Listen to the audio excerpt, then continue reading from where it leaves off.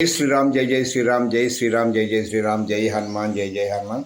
Hi friends, అందరికీ నమస్తే. ఈరోజు మంగళవారం అనగానే మనకు ఆంజనేయ స్వామి వారు గుర్తొస్తారు.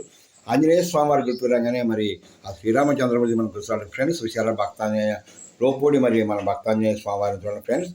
మరి స్వామివారు దండం పెట్టి మరి మనల్ని ఆశీర్వదిస్తున్నారు.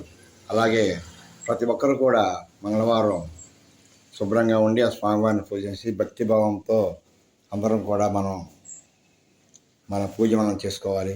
ప్రతి ఒక్కరూ హిందూ ధర్మాన్ని గౌరవించండి. హిందువుగా పుట్టాము, హిందూగానే జీవించాలి, అలాగే హిందువుగానే మరణించాలి, హిందూ ధర్మాన్ని వ్యాప్తి చేయాలి. ప్రతి ఒక్కరూ కూడా మన ధర్మాన్ని మనం నిర్వర్తించాలండి. పొరుగువారు ఎవరిని కూడా మనం కేకేయవసరం లేదు, మన ధర్మాన్ని మనం నిర్వర్తించి సరిపోతుంది ఫ్రెండ్స్. మరి దుర్గమ్మ తల్లి వారు కూడా ఉన్నారు ఇక్కడ చూడండి ఫ్రెండ్స్. లోపలి ఆంజనేయ స్వామి వారి ఆలయంలో చూశారు అమ్మవారిని. మొన్న ఆదివారం అమ్మవారికి కూడా ఊళ్ళో చీరలు కూడా మరి ఊళ్ళో గ్రామస్తులు పెట్టారండి దుర్గమ్మ తల్లి అమ్మవారికి కూడా.